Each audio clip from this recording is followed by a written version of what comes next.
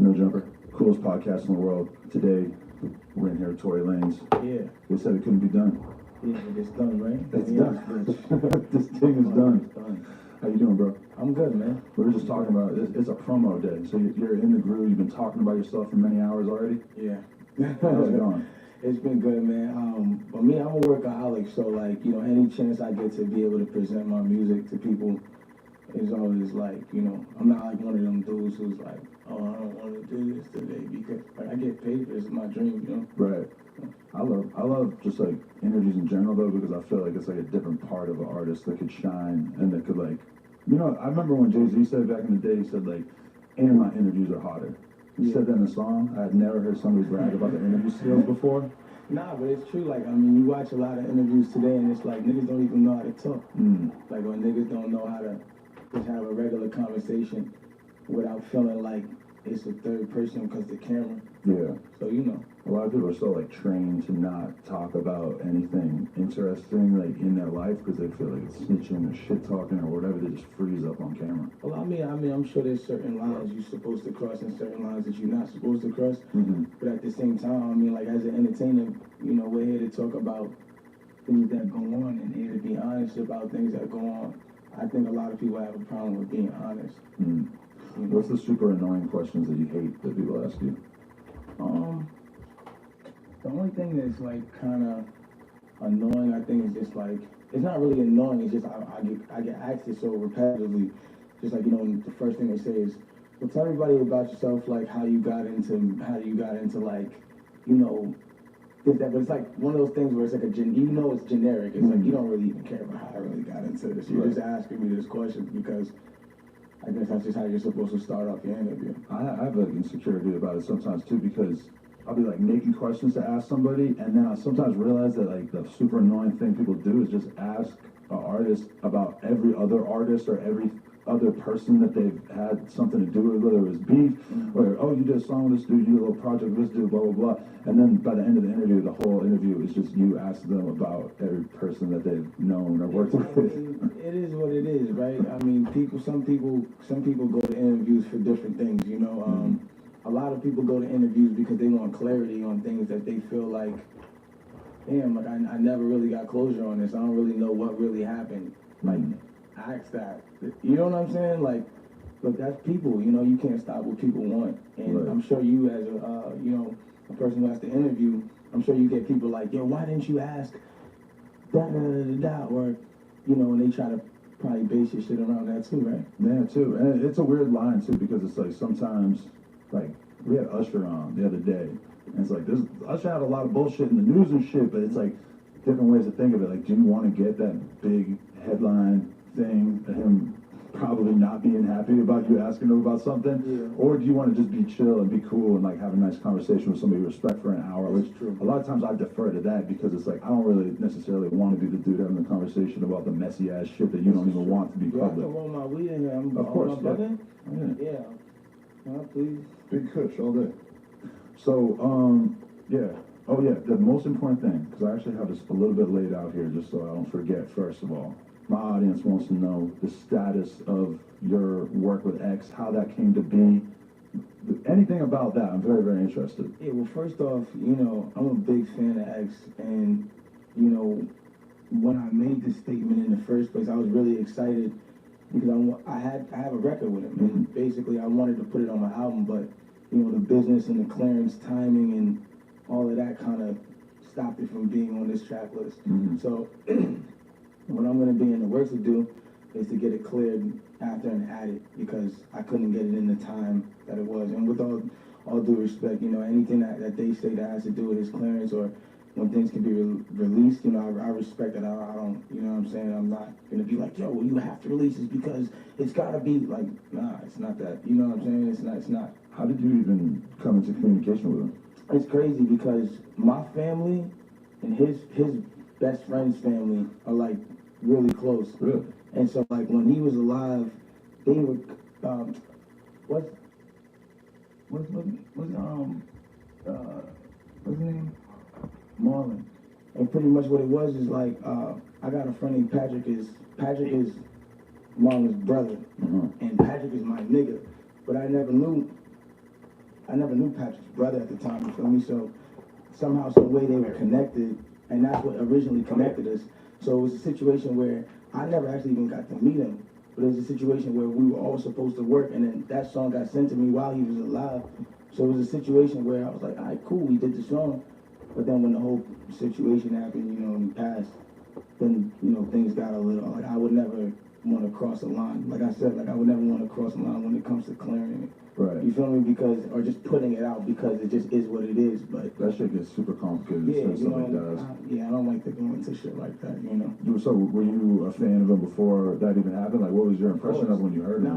What the craziest thing about it is when it comes to like his first album, that it stuck with me because I didn't think it was ever gonna sound like that, like from the stuff that came out before. Yeah. But then when I came hearing like Jocelyn Flores and songs like that, like, and I'm in, because I was in, I think we were in United Kingdom when we first heard that. Right. And it was just very gray outside. It was very, you know, I was just traveling, seeing different like landscapes and shit. There's definitely a mood in the UK for sure. It's definitely, you know what I'm saying? And that's why I need to be here. Here's the opposite of that. Yeah, it's sun out totally, every day. Yeah, it's tall girls and shit.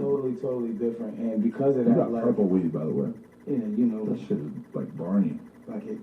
I'm just saying. Fuck it, man, you know. But yeah, like, when I heard his music originally the first time is what originally drew me to him. And what's crazy, what a lot of people don't know, the last project that X liked on his SoundCloud before he died was one of my mixtapes. Really? It was Lost Cause. And to me, that was like something that really stuck with me because Lost Cause was a project of mine that really meant a lot to me. It came from my heart, my soul. I talked about things like, you know, my mom dying and just different things, like, you feel me? And the fact that that was the last thing that he liked, you know, before his passing, that spoke to me in a weird way that I feel like was trying to send me a message like, yo, your word and everything that you got as you're on this planet is it. You That's know, fucking crazy. As you go or when you go, the music is what's gonna speak for you. Get more of the good stuff with lactate calcium enriched milk. Wherever the road takes you, Chevy is ready to drive you forward. With pure power unleashed and future-forward technology, every path leads to new possibilities. Chevrolet, together let's drive. Why are we called Northern Tool and Equipment and not Northern Tool and Tomfoolery? Unlike the big box stores, you get the heavy-duty stuff you want without the lightweight stuff you got. Northern Tool and Equipment. Get serious. You go or when you go, the music is what's gonna speak for you. Right. And you know, it's just crazy that was such a coincidence that was the last thing, you know? Yeah. So, I don't know, I found that crazy. That is crazy. Just because, like, I mean, he was super all over the place with, like, the kind of music that he related to, and that's why with him passing, there's so many different people that came out with, like, screenshots of their DMs or, like, conversation, whatever, like, people you would have not really thought had anything to do with him and shit. Yeah, it's and crazy. I know, like, female artists who worked with him, or, like, did shit together, and they never even put it out there because it was, like, so controversial at the time. Shit like that the world doesn't even know that he collaborated with like all kinds of different people who maybe for whatever reason kept that a little bit on the low. It really is crazy, you know, just the influence that he had, even for being around for such a short time. I think it was just very special. And a lot of people never really get to see things until you're forced to look at it. You know what I'm saying? And I think with him, he was one of those people where it's a little bit of the opposite. Like, he came in and you were already forced to look at it because he forced you to look at it because he made it like that. You know what I'm saying? He made the art be so like out loud and just like one thing, and like I kind of ramble on about this, but like the one thing I like and I love about how it was with his stuff is no matter what it was, it always made you feel. And that's the thing with me in music and artists. It's like a lot of these days I listen to a lot of artists, they don't make me feel. Like, I like it for the moment, even if it's like, I don't care if you mumble all the whole song, but whatever you do, you gotta make me feel it in some sort of way. Make me feel some kind of way about it at the end. When the song's over, I want to feel some kind of way about It's it. just like you've heard so many motherfuckers rap over so many beats, and like, it's really a problem like with rap where there's just so many people that I heard rap on songs and stuff that it's like you could be a good rapper, you could be technically sound, you could be a good hook writer, whatever. This shit is so competitive that it oftentimes doesn't really matter unless you just really have that delivery, that vibe that just makes people listening to it feel like they know you, and he excelled in that. 100%. Yeah. 100%. And that's the dope thing about it. So, you know. Definitely. When you look at his career and how he sort of just like came out and blew up, how would you compare that to like yourself though? Because I feel like you are like a real, like you have like a really incredible like skill set, and then you had to like work hard for years to make people recognize like how good you were. Bro, it's crazy, bro. Like, to be honest with you, like, I always say this to people, like, you know how there's like the artist that gets like the one song and then he blows? Mm-hmm. Like, I'm the artist that has to make like 90 of that one song in order for like it to get looked at, which I'm not mad at because that's only made me more of a beast. It's only made my work ethic stronger. It's only made me, you know, quicker with my pen when it comes to making hit records or when it comes to making things that are gonna stick in your head. That, you know, that only made me strive harder to be big. Like, one day, bro, I promise you this, you could quote this. I don't care who's watching this. I don't care who believes this. I don't care who believes in me. I don't care who supports this. I'm telling y'all, I don't know at what point of my life, but at some point of life, at some point of my life, I will be the biggest artist in the world.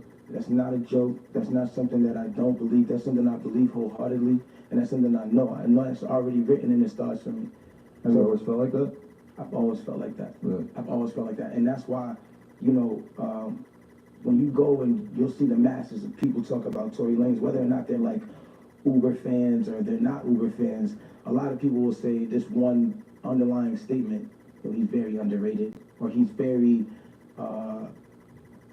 underestimated, or, you know, one of those kind of words. And the reason why I think people say that is because people know how versatile and to the level of potential that I have, but I feel like it's a situation where it's just timing with me. Right. You know, it's everything comes in its time, and no matter how many times I fail, and like no matter how many times it doesn't go right, I keep getting up and it goes better the next time. Have you had really low moments where you felt like maybe this shit just isn't gonna work, maybe it's all over? Is that the kind of, do you have that self-doubt that sometimes comes back to you? I don't have moments of like, maybe this is just not gonna work, because honestly, for me to do that would be slapping God in the face. Like, I feel like God gave me a talent that is like, so many people could take off with what I have. You Right. feel me? And for me to have it and for me to be blessed with it, it's like, for me to say something like that is just like, it's kind of like, nah. But we all got our dark moments. But I have moments where I'm like, damn, like, I'm doing this, and I'm not seeing the results that I want to see. I'm not, you know what I'm saying? Like, one day you go and you drop a video and it doesn't get the amount of views that you wanted to get right then and there. And then you go look at somebody else who dropped the video that same day and their shit's killing yours. And you're like, yo, what the fuck am I not doing right? My video even looks better than this, or even, you know, my song is better than this, or whatever the case is. It's just, I have to come to realize things come in the timing. And as long as I don't sit there and pay attention to what everybody else is doing in their time, it then makes my time not so like understandable, if that is a word, or like it makes my time easier to understand for me. Like, okay, cool, this will happen and this will slowly progress, but as long as it's progressing, I'm not in the same spot. And you had massive hits too, so it's kind of like, you could, like, for a new artist, like your first time hitting 1 million views, you're happy as fuck. Your first time hitting 10 million views. But your problem is that you have hit a couple 100 million views on YouTube, so then it just becomes sort of an issue where it's like, how much does it take to make you happy? It's like being a fucking drug addict, bro. And that's the fucked up thing. Somebody told me about that before. Somebody was like, you know, it's not that you're not doing great. Your expectations are just very high for every single thing you do. And I was like, well, what do you know how artists get like, yo, nigga, what are you fucking talking about, my nigga? Like, my shit, But in all reality, he's right. It's like, sometimes we set our expectations up for things because we believe like, yo, this has to be like this. But sometimes, like, no, it doesn't have to be like this. It has to be a different way for you to get a different result next time. You feel me? Like, because the other 99.9% of musicians on planet Earth who are making, you know, R&B, rap type music, if you were to ask them, like, would you want to be in Tory Lanez's place, they'd be like, fuck yeah, that's like the most I could ever hope for. But then once you actually get to that position, you're looking at these other fucking 8 dudes and being like, you know, think about it. I want to be on the level that this dude is doing. He just sold more records than me this week. Fuck, like, you know. But the thing about it is too, what's crazy about it is, for me, being an artist, it's like,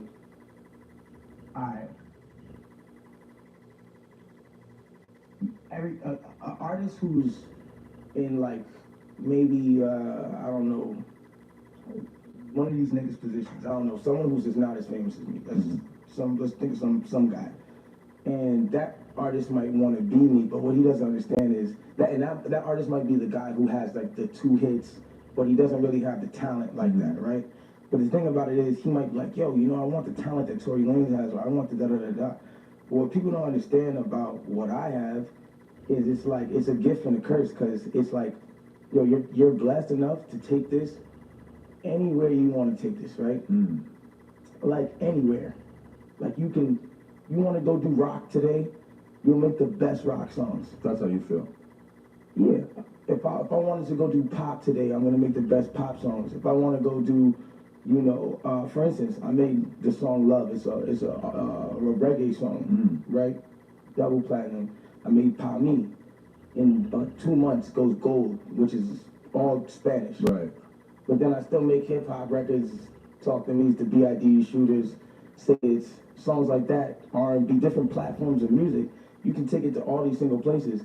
But the thing about it is when you're that versatile, it then puts you at a place where when you take things too far this way, all your fans who you've accumulated over here they're confused. They're confused and doing upset. That shit now? What the fuck? Yeah. They're confused and upset, but then at the same time, you're like, yo, I just want to make music. Like, I'm not even trying to feed any of this. Like, you know, I'm just trying to make great music, but it's like, you have so many places that you could take it. You get put in this situation where it's like, yo, if I don't explore all of this, I'm fucking myself over. And when I do explore all of this, it kind of, in a weird way, fucks me in a weird way too. Right. Unless, you know, things come in with a certain time and I wait and but it's just that waiting time makes people be like, or makes you feel like, damn, people don't understand how talented I am. They don't even know that I can go on a fucking interview and rap for 10 minutes, but then could still go sing your girl to sleep. Could go fucking, it's different. Like, if you were to look at a like, lot of the, like, freshman cover type dudes, or, you know, like a lot of the, like, more underground dudes that come out of hip hop in the last years, realistically, if they weren't making music exactly like they're making it, rapping over the exact type of beats they're making, like, that, they probably would not be able to really have a career if they tried to go left in a different direction. Exactly. It's kind of weird for somebody like you who has a lot of different options that you could pursue. A lot of rappers who are popular these days are not really, like, musicians, I would say, in a real sense, that they are more like social media stars that are making music. Let's be real. Yeah. And that's not to dismiss anyone, but, you know, there's a lot of truth to it. A lot of people don't have, like, the skill set that you clearly have. I don't understand how the fuck you go and make all those Latino sounding ass songs and shit.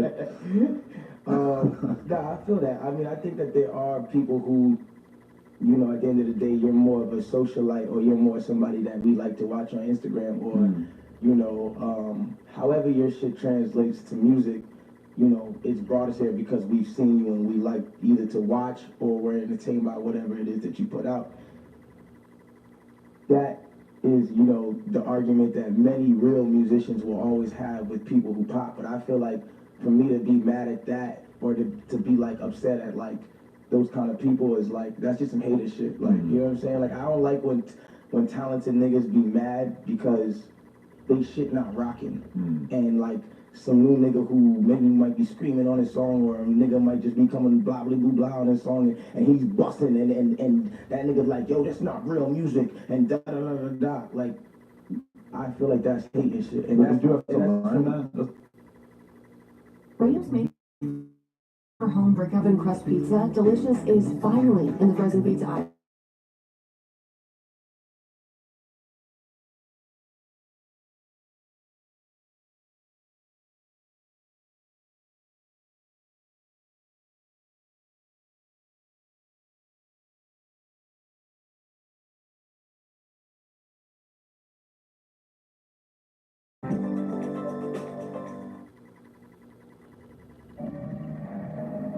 This is Buick. Now. Buick. Exceptional by design. Get 0.9% APR on these Buick models. Plus, current eligible non-GM owners get up to $3,000 allowance on Encore GX. And Like, you do have to learn that. That's like, it's got to be like a temptation for anybody who's really like musical to sort of write off people and feel some kind of angry. But is that something you've ever had to fight off, or I never you felt just know mad that? about another nigga's success. I know that sounds like the thing you're supposed to say because no one wants to sound like a hater. Right. But I've really never ever been upset at anybody else's success. Like, if this nigga got on because his expression of his music was blah blah blah blah blah blah blah, then nigga, that's just, and he has a fan base for people who just want to sing blah blah blah blah, then yo, give it up, because that nigga found a way. Like, somehow, some way, it works for him, he found a way. I have my path. I've been given talent. I've been given, there's so many ways that I can take it. Why not just be happy with that instead of sitting there spending my time hating on another nigga because another nigga's doing some shit and he's younger and he's just, my nigga, it's just some hating shit. Have you ever actually done something that you didn't believe in musically, like actually allowed something to come out that maybe you were feeling a little bit like influenced by the label or something like that? I mean, I put out this song called LA Confidential. I didn't really like it, but people loved it. Really? But I never really, it really was not a, you know, and then it was like the second song that like we had put out, I think originally when we first started working. But I didn't like the song because it was just like one of those things that just for me, I felt like it wasn't the time for it. It wasn't that I didn't actually like it musically, but I just felt like it was something that was a little bit forced, you feel me? And I've realized in my life, like, I don't like to do things that are forced, bro. Like, I like to just relax and let things happen organically. And maybe that's a you know, a hindrance to me because in this industry, sometimes you have to force your hand into certain things and shit like that, you know? But I just feel like ultimately in life, everything goes better when it's organic. And there's constantly opportunities for anybody who starts coming up in the music game to go and do some shit that is like, you know, to have songs written for you or to just get thrown onto a song with some pop star girl or, you know, there's just like a lot of options for you to do things that would probably go against like the long-term brand that you're really trying to build. Like, I don't know, like, I feel like as soon as rappers come into the game and shit, it's like the label, once they get signed and stuff, I've seen labels start trying to like force pre-written songs on artists and stuff and sort of try to like take them in a direction that's away from what they might naturally be feeling. Is that option like out there? Like, have you had the label trying to pressure you to do shit that you thought was whack? Sure, I should just ash on the floor, not just playing with you. We do have ashtrays, but I don't want to disrespect your shit. nah, there's got to be some sitting over there, or we could just Fucking give you my iPhone here, ash on this thing. Oh, the cap. No cap. That's a good one. No jumbo lighter too. You see, Tory Lane's only the best. Smoking only the best with the best lighters, you heard? Yeah. Is that Toronto blunt? Huh? Like, It's rolled like a from nowhere blunt. do you use the phrase like Toronto blunt though? I think I heard Killy say that when he was out here. I mean, a Toronto blunt is one that's usually like cones. Yeah. Americans really kind of roll in like a straight line Yeah. for some reason. At least the majority of dudes that I've met or people that I've met who smoke, they roll in a straight line. We're kind of taught to roll in a cone. So I don't know. It's a weird thing that's happening. I don't know. I myself personally, I don't like the fucking monster inch wide blunts. It's too much. I'm a guy who, I smoke avidly, like I smoke a lot, like a lot. Like I get around a lot of people and I think that they smoke. My fault. I get around a lot of people and I think that they smoke, but they don't actually smoke. And then it's like, damn, like I was so deceived by this nigga, like, yo, like my nigga, all these videos I saw, I'm passing this nigga to the second blunt, or I'm passing him the blunt the third time, and he's like, yo, nah, I'm good off that. Like, come on, bro, I smoke a lot though. I love to smoke, you feel me? Right. To the point where it's actually like really bad for me. The amount of backwoods that I'm running through a day is really not healthy. Right. And I'm starting to realize that like more and more and more shit just be happening in the middle of the night. My chest is beer and this shit. Like my nigga, like nah. I got a friend I was just talking to who was telling me, he was like, I was smoking 40 blunts a day, and then like my fucking doctor told me I had pre-cancer of the throat. I'm like, god damn, that's what I gotta look forward to. Not that that's guaranteed to happen. It's just, you know, these things in time. Man, maybe I shouldn't have said that.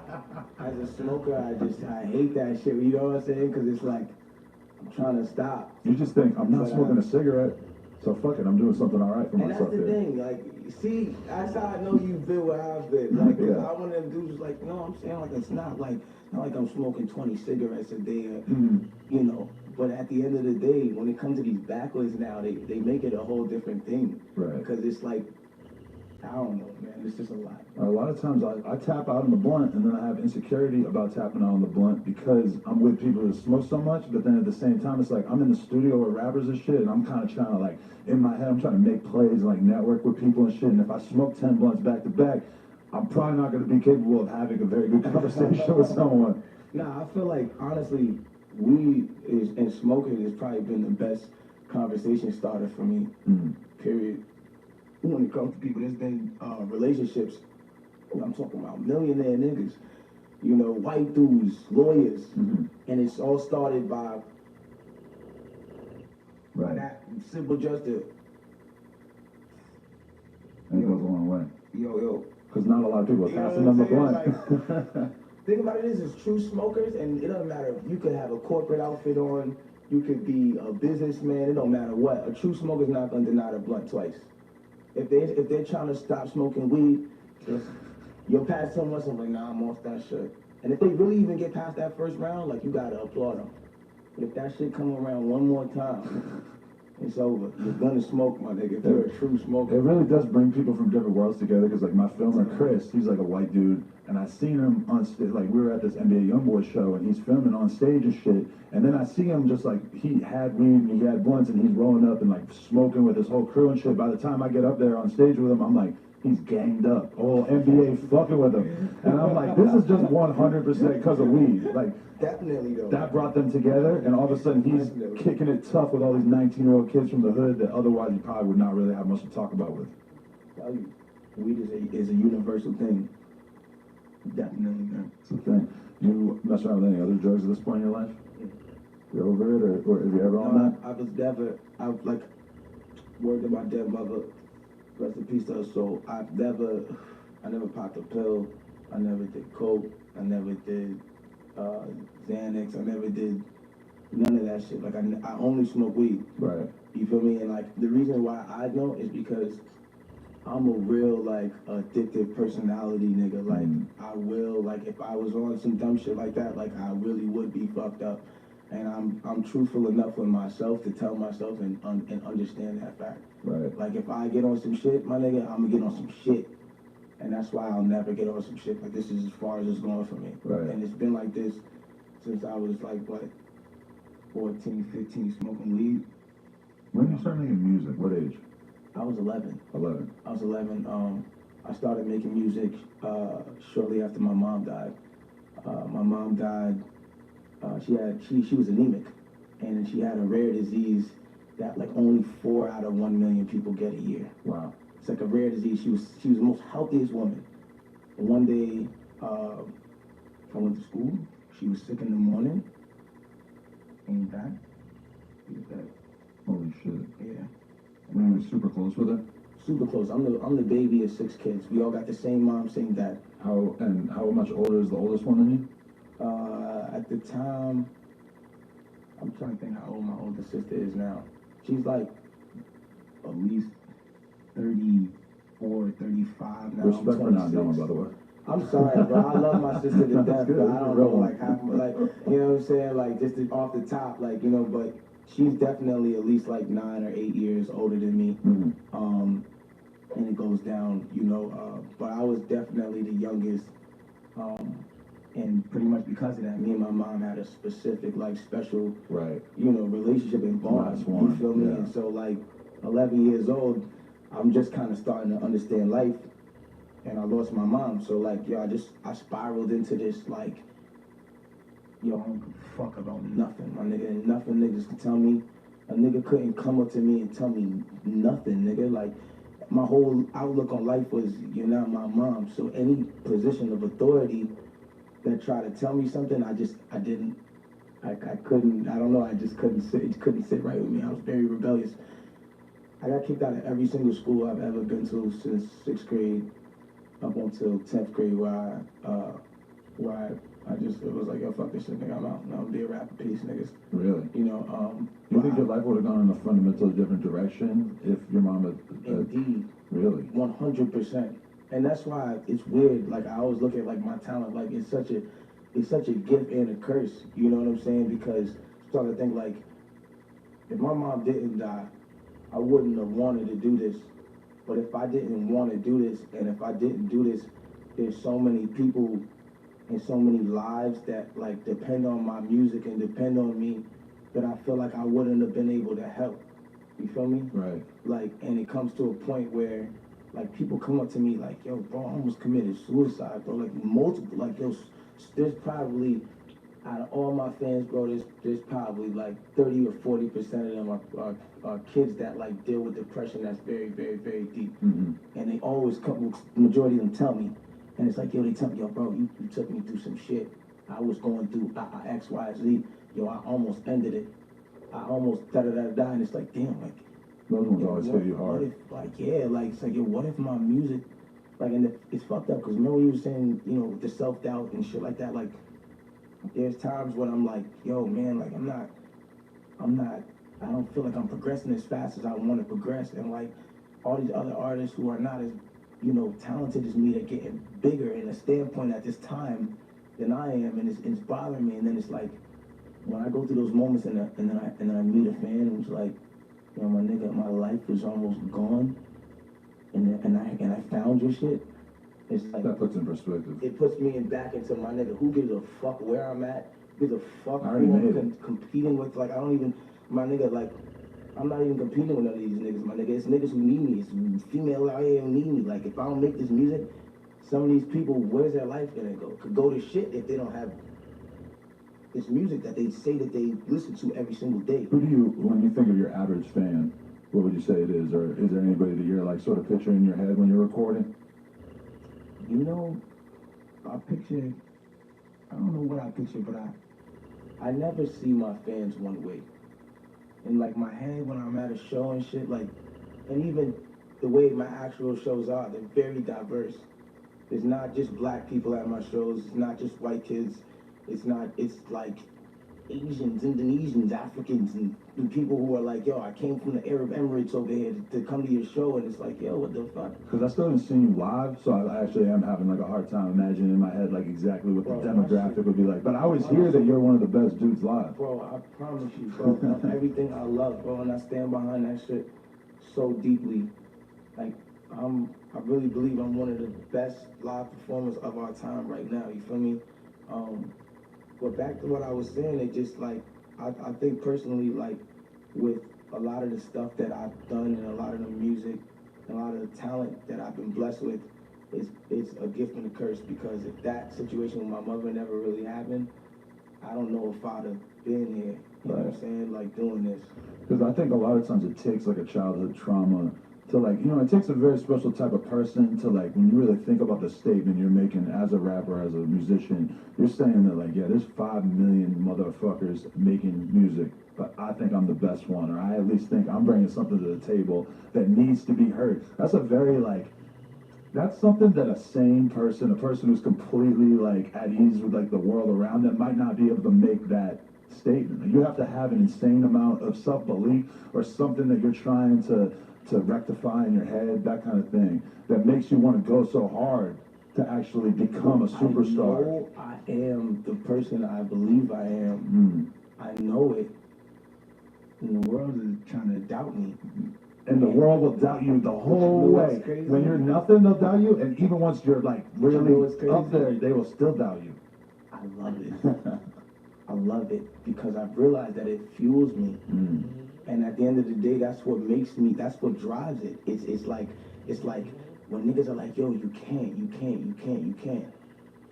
It's like I have this unfathomable urge to be like, you're wrong. That's why everything I do is always in statements that are like, New Airhead Sour Bar. Start sour and stay sour.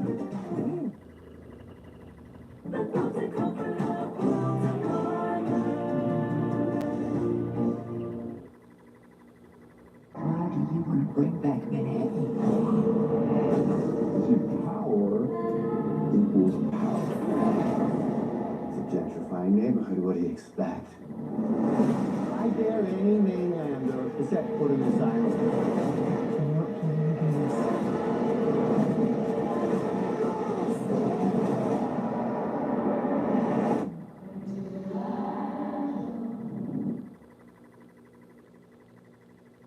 Searching for a reliable used sedan?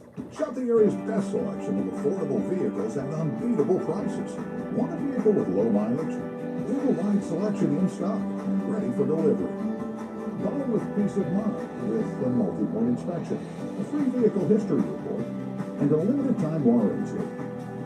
Visit us online or stop by our dealership today to discover incredible savings across our entire inventory. First album was called I Told You. Because everybody told me, yo, it's not possible. My teacher told me, yo, it's impossible. Niggas on the block, niggas in my school are like, yo, it's impossible for you to be a rapper. That only happens for certain niggas. Niggas get chose for shit like that. Right.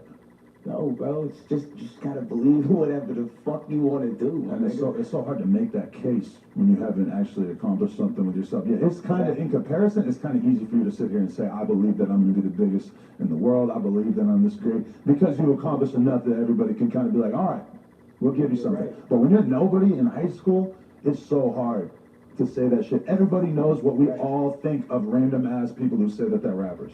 We all think, yeah. But you know what? Every now and then, and this is the difference between me, and I don't ever want to ever be like, yo, I'm different from any kid that's in high school, because no, I was that kid. And at one point I did think like, yo, what if, you know what I'm saying? There was one point when I was in high school where, because I really felt like this. I still felt this way, like, yo, I'm going to be the biggest. And I remember rapping and actually really not going nowhere. Like in high school, right? Like not going nowhere with it, right? And I remember getting on the phone with one of my cousins, and my cousin was like, he sat there and he broke down all the reasons on why this was not real and why this was not actually possible. And I'm not gonna lie, dog, for 4 or 5 days, he broke my shit, dog. He probably thought he was doing you a favor. He thought he was. He broke my whole shit. Like he broke my whole way of thinking, and it's like, it's crazy. My confidence has never ever been broken. And like, at that time, there was that point where I was like, yo, maybe this shit really isn't real. Somehow, some way, bro, I just kept doing what I was supposed to do, and things just fell where they were supposed to fall. Because when you keep going, despite that last statement, it happens. That one statement that always, like that one time when somebody says something and then it breaks your whole, like, damn, like, what if they're right? That means that you're at that bridge. That really actually means you're at the crossroad of like, yo, this could actually happen if you believe past this point. But this is the last thing a nigga's gonna throw at you before, and it's gonna be that thing where it's gonna be like, it's like someone telling you, yo, listen, bro, I walked this bridge 10 times, and every time I get to that point right there, the bridge always falls, but I just find a way to get to the cliff. You're like, fuck, I'm not going on that fucking bridge, my nigga. This shit's gonna fall, da-da-da-da-da. But he's telling you about a bridge that's tied, a bridge that's already still, a regular bridge that you can still walk on. But he's saying, yo, every time I get to this point, you don't even know if what this nigga's saying is even really accurate. But it's the way he's explaining it. Yo, I get to the left, I take this one step right on that one brick right there, dog. And I turn around because I know it's about to fall. And it's like you're supposed to believe that, and that might break you from ever crossing the bridge. But if you just cross the bridge, my nigga, you don't know what's gonna happen on the other side until you do it.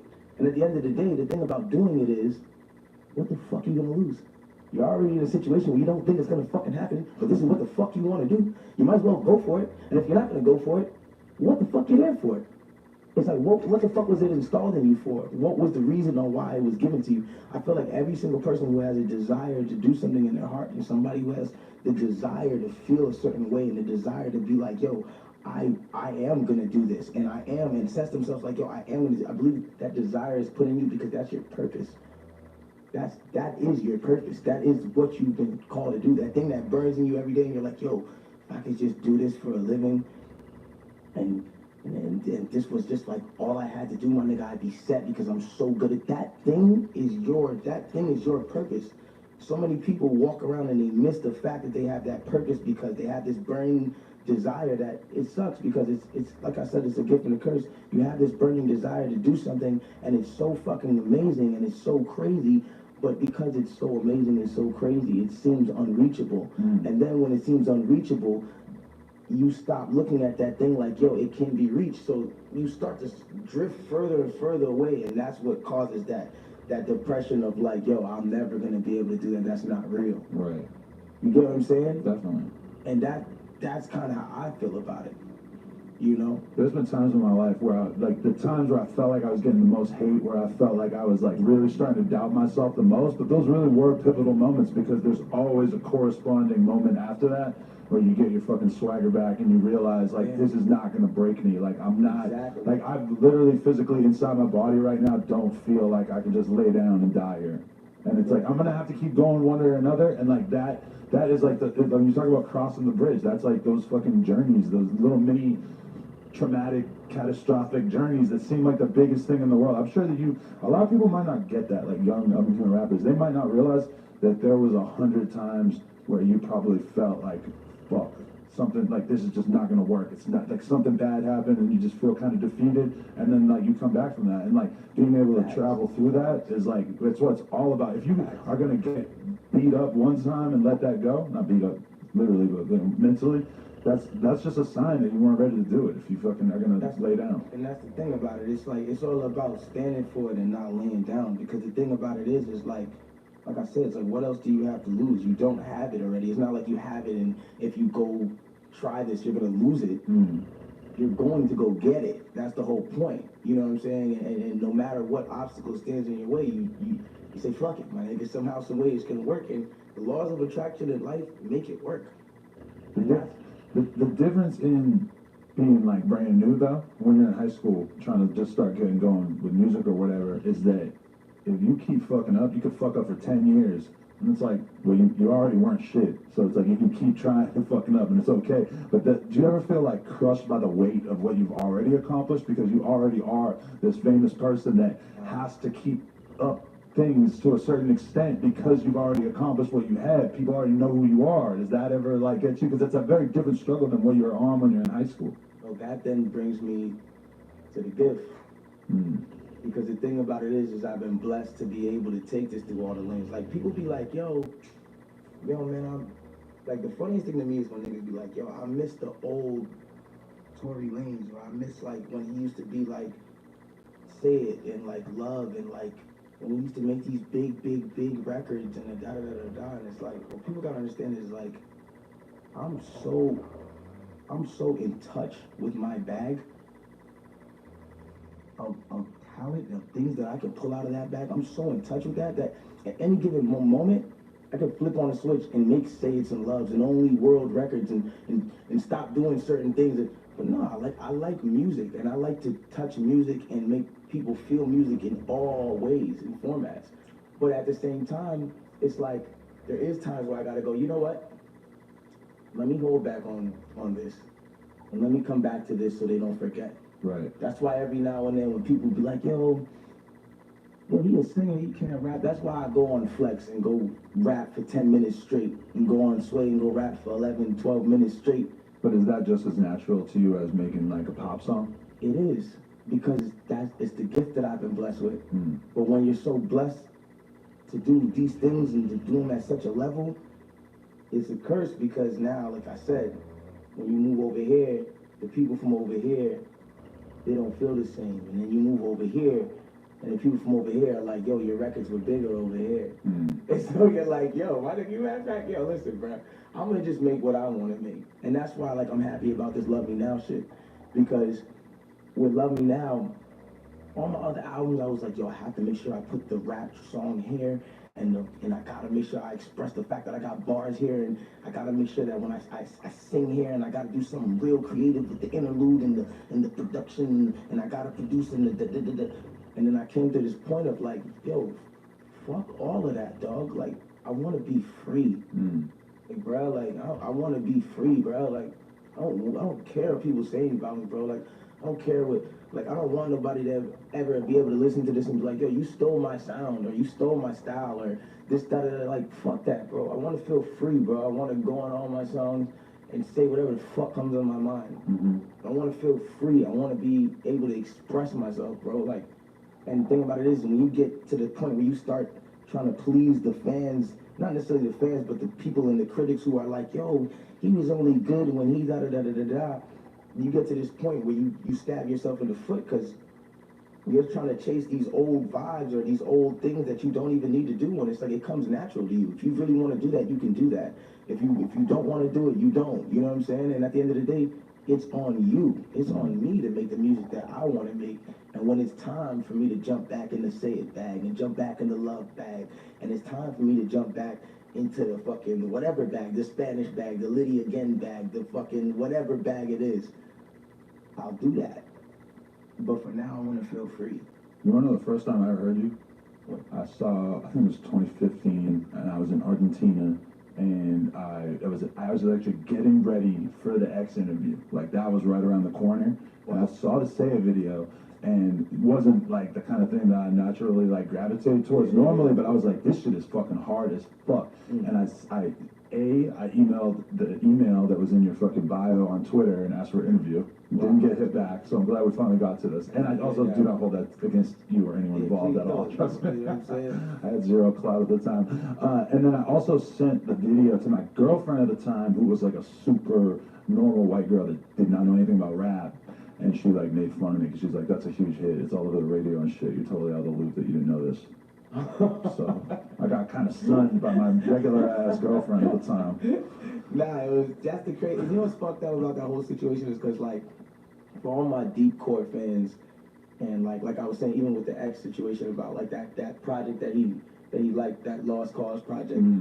For all my core fans who know that project and know Conflicts in My Soul and Cruel Intentions and these things that I was putting out previous to this, they know what I'm really about. But it's a wide variety of the world that when I got signed to Interscope, the first song that I ever even recorded, the first song they ever put me in the studio that I ever recorded was Say It. Really? They put me in the studio, were like, yo, here's the producer, let's see what you come out with. I came out with Say It. That was the first thing I ever recorded. What was the energy? Were you thinking like, damn, I'm signed, I gotta make a hit? The song's gonna be that big. Really? Because the thing about it is like, I was doing that Say It sound already on a series that I have called the Chicks Tapes, where it's like I only sample old school R&B. Like there's a Chicks Tape 1, Chicks Tape 2, Chicks Tape 3, Chicks Tape 4, and it's full of like legendary samples, but it's just all R&B music. And it's like, when I was doing that, I was used to making songs that had samples and chops. That's why I love, and those songs, they came so easy for me.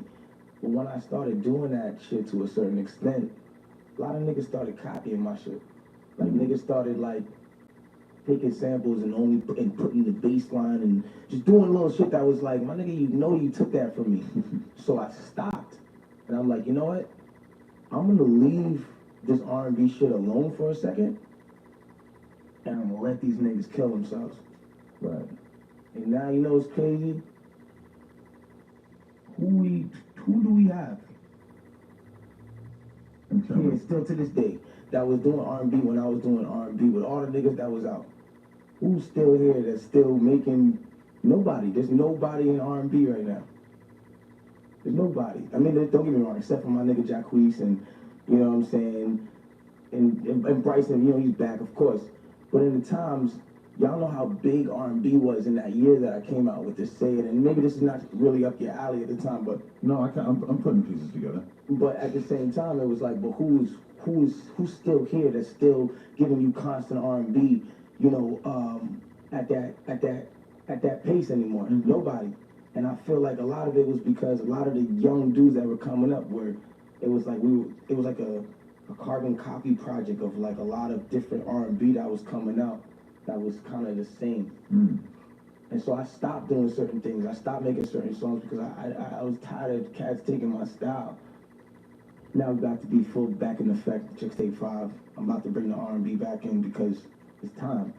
But I did this because I wanted to, like I said, I wanted to be free away from that. I didn't want to feel like this is what I'm known for. Like, nah, that's just a side and a part of my talent. If you didn't like fully put yourself in that box, you think your career would have had less longevity if you didn't like at some point just step back and say, I'm going to do different things. I'm going to show the world all my different skill sets.